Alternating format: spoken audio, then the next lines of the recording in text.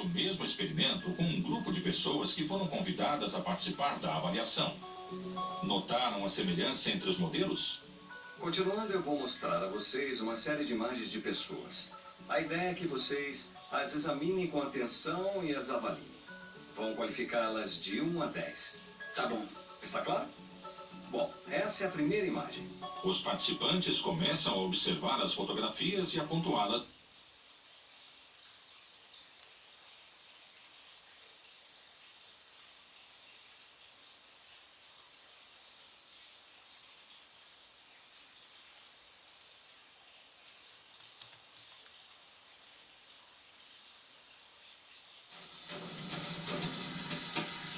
A seguinte.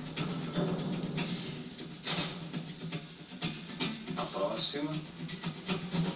E essa é a última. Acabaram? Vamos ver como elas qualificam uma série de homens. Muito bem, essa é a primeira imagem. Podem qualificá-la.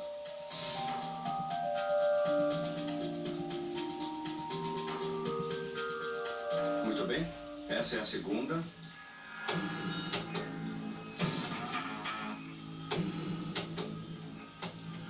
Perfeito, a terceira.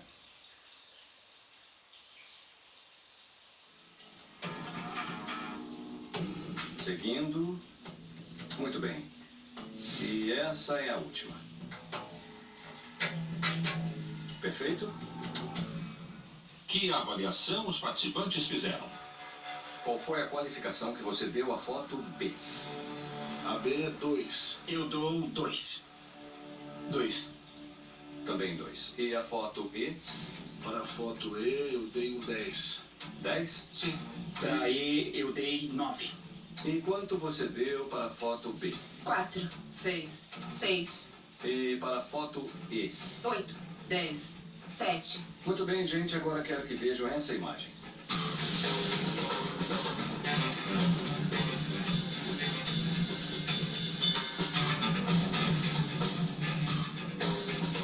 É a mesma pessoa.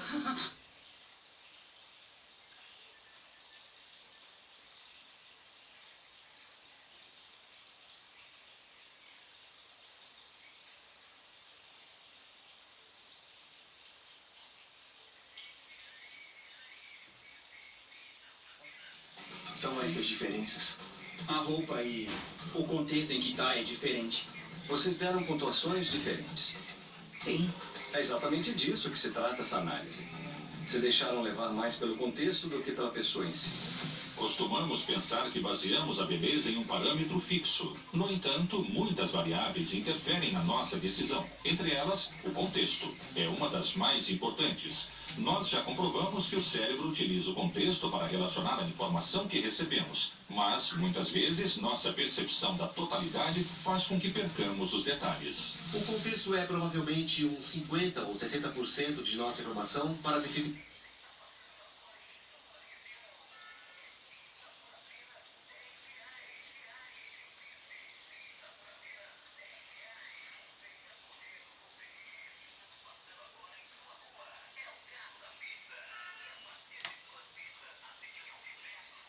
Predominante, positivo ou negativo, e construir a partir dele uma generalização que pode não ter a ver com a realidade. Os docentes chegam para uma capacitação nesta empresa e com essa desculpa realizamos este experimento social. Começamos com Marcelo, um professor severo e pouco tolerante com os alunos. Vocês são novos na empresa? Esse treinamento é, em princípio, obrigatório, porque ele faz parte da indução para que estejam preparados. Quais conceitos vocês têm quando eu falo de qualidade? Valor positivo. Ótimo, mas não é só isso. O que acha? Na verdade, quando vão comprar alguma coisa...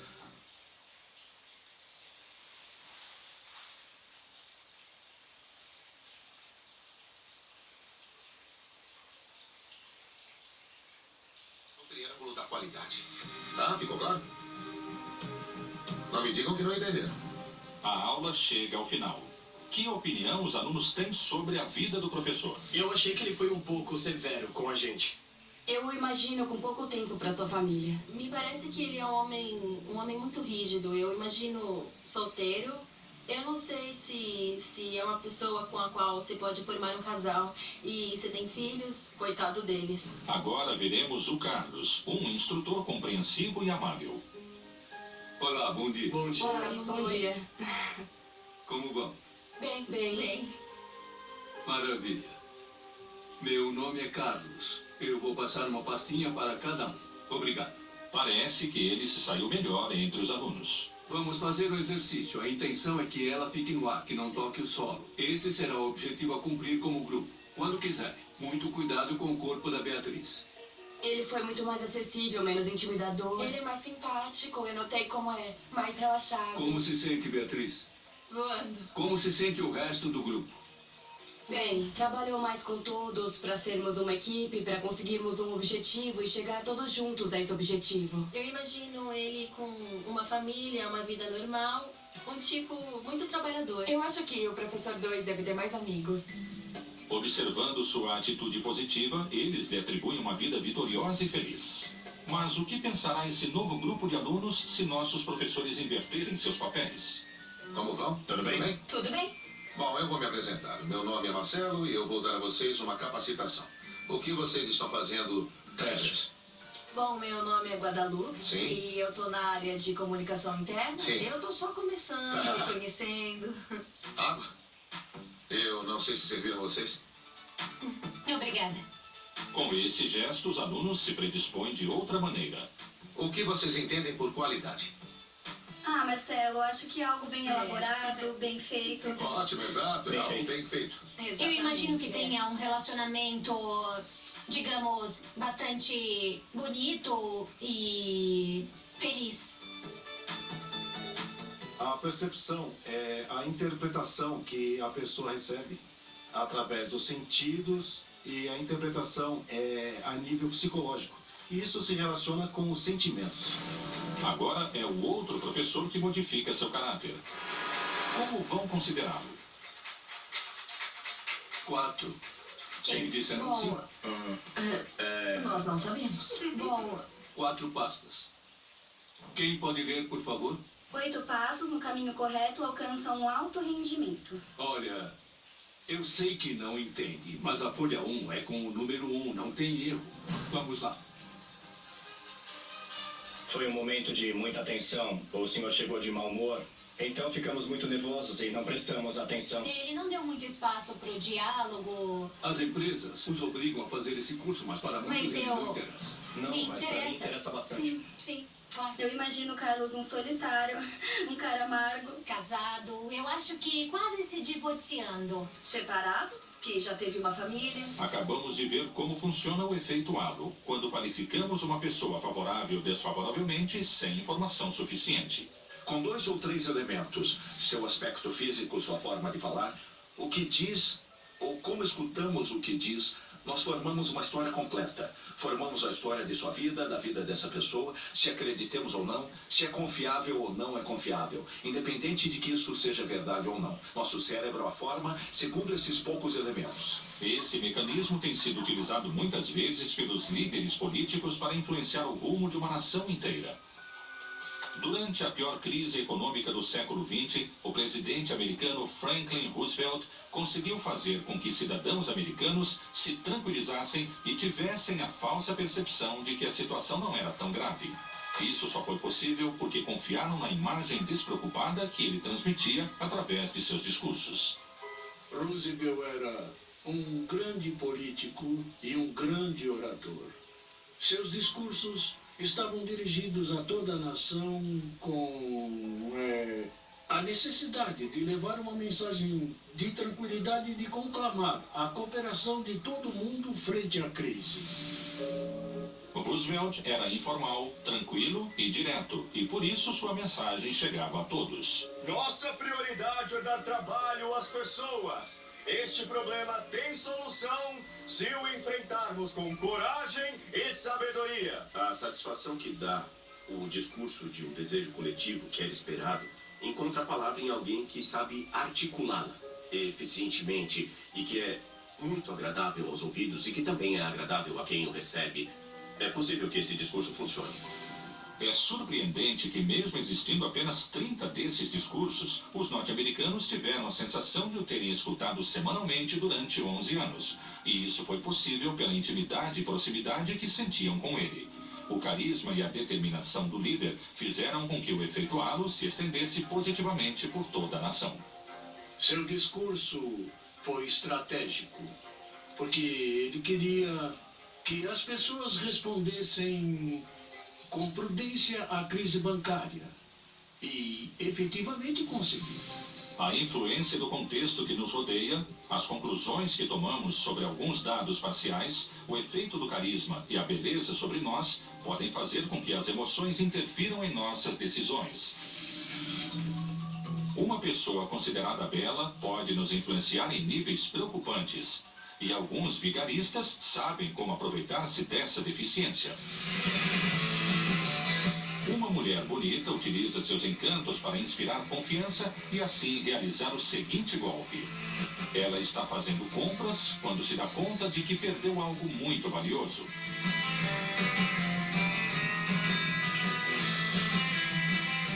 Ela conta ao comerciante que acabou de perder sua aliança de noivado. Não sabe como vai explicar ao seu noivo e talvez ele nunca a perdoe. O funcionário a ajuda a procurá-la, mas a aliança valiosa não aparece. A jovem lhe oferece uma grande soma em dinheiro para que ligue para ela se encontrar a aliança. Ela está segura de que o anel tem que estar ali. O vendedor anota seu número e tenta tranquilizá-la. Ele ligará se tiver novidades.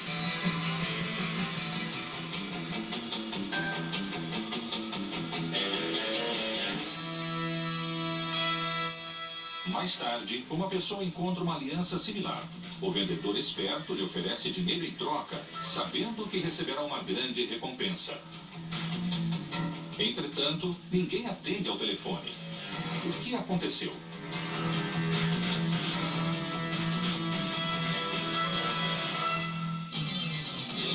A beleza colaborou para que esse golpe acontecesse. Ambas as pessoas se conheciam e a aliança era uma imitação sem valor. Ela fingiu ser uma noiva temerosa de perder seu amado e ele, um pedestre muito amável.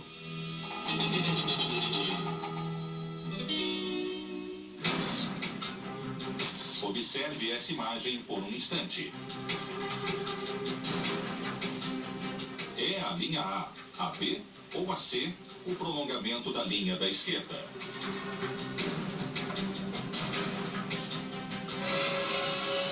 Sugestões. A ciência. Observe essa imagem por um instante. É a linha A B ou a C, o prolongamento da linha da esquerda? Se acha que a linha B, está enganado. A resposta correta é a C. Essa ilusão está baseada no efeito óptico que é produzido quando uma linha inclinada se encontra com um objeto.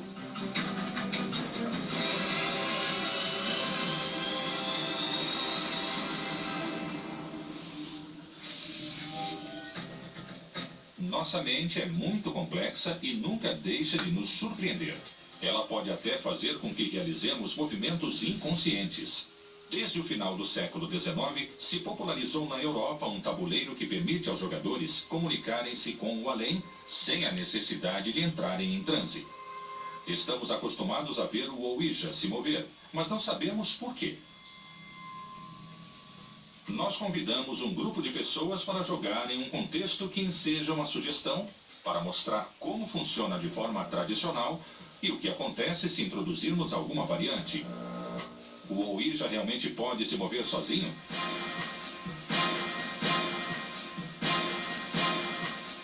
Olha, eu acredito no jogo. Já joguei antes e tenho muito respeito. Joguei uma vez, mas eu era criança. Eu não joguei isso antes porque eu não acredito em jogos espirituais. Eu sempre tive a expectativa de querer saber se ele funcionava de verdade ou se era tudo uma grande mentira. E agora vamos soltar a mão direita e vamos colocar um indicador sobre a peça.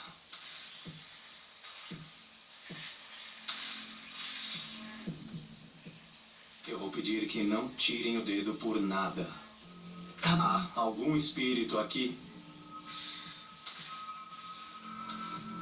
Há algum espírito aqui?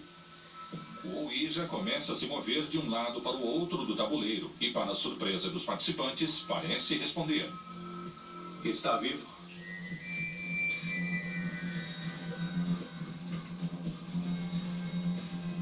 Quantos anos tinha?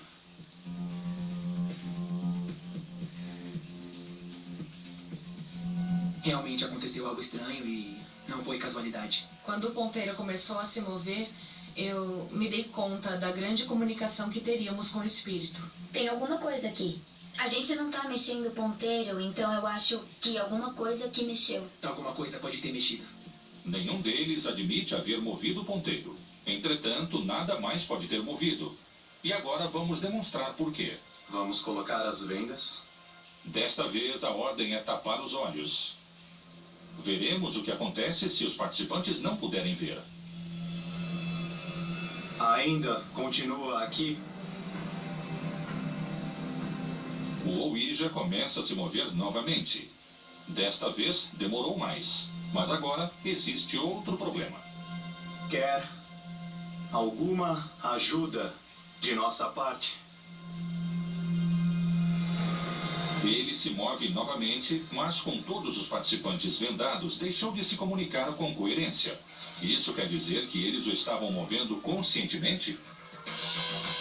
Quando pensamos que algo pode se mover, talvez inconscientemente façamos algo para que isso aconteça. Com a nossa visão envolvida, podemos gerar sentido inconsciente a partir do movimento ideomotor. Ao estarmos vendados, não podemos gerar.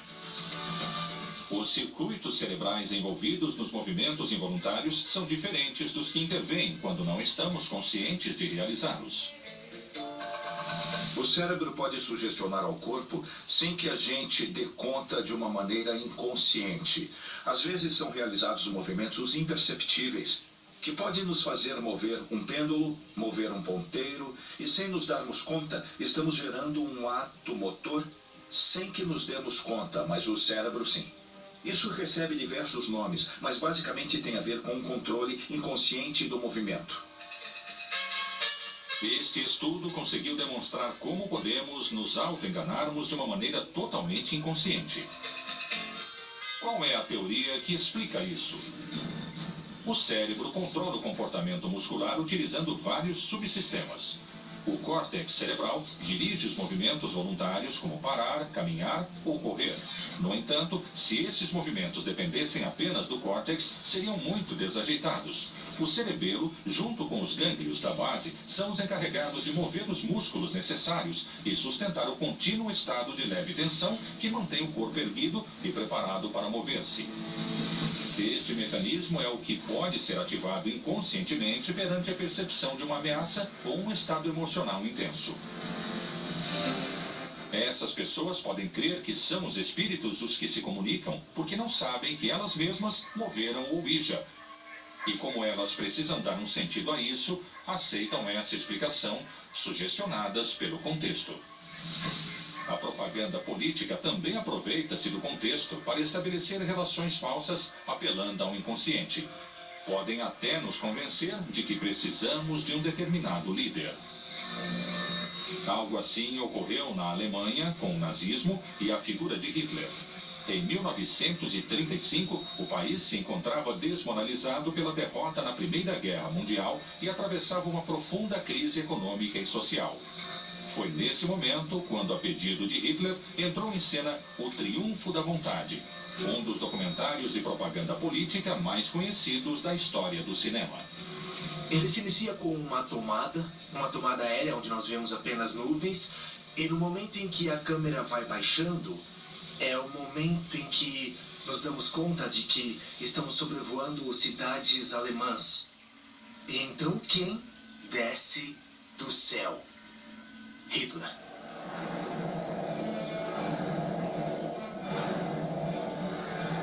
Segundo a diretora Leni Riefenstahl, Hitler precisava de um filme que mobilizasse, seduzisse e impressionasse os alemães que não estavam interessados na política.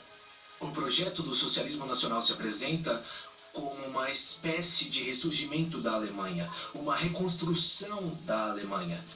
Se não há um projeto de reconstrução e se não há uma forma através da qual você faça o projeto funcionar, não importa o quão boa seja a propaganda. Além de sugestionar aos alemães que vissem seu líder e suas ideias de forma positiva, o filme fez tanto sucesso que, paradoxalmente, foi premiado nos Estados Unidos e na França, países que mais tarde seriam grandes inimigos do movimento nazista. Na linguagem visual e nas tomadas que utilizaram, evidentemente Hitler sempre é aquele que tem uma figura maior. Hitler é aquele que sempre está colocado em um ponto superior, normalmente sempre filmado de baixo para cima, e uma imagem icônica, a suástica. A suástica, que na época era uma espécie de imagem de virtude, uma imagem evidentemente também de disciplina e do projeto de reconstrução, de salvação, de voltar a colocar o grande império alemão no ponto mais alto, podendo não apenas competir, mas dominar o resto do mundo.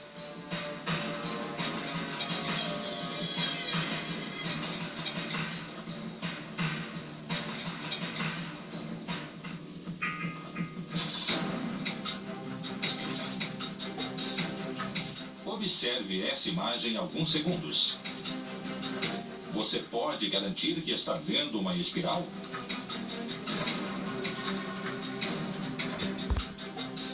Observe essa imagem alguns segundos. Você pode garantir que está vendo uma espiral?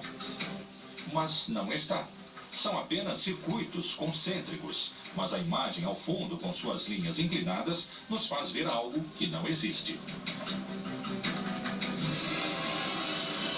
Sugestões: a ciência do engano. Uma das funções do cérebro é avaliar o perigo para assegurar a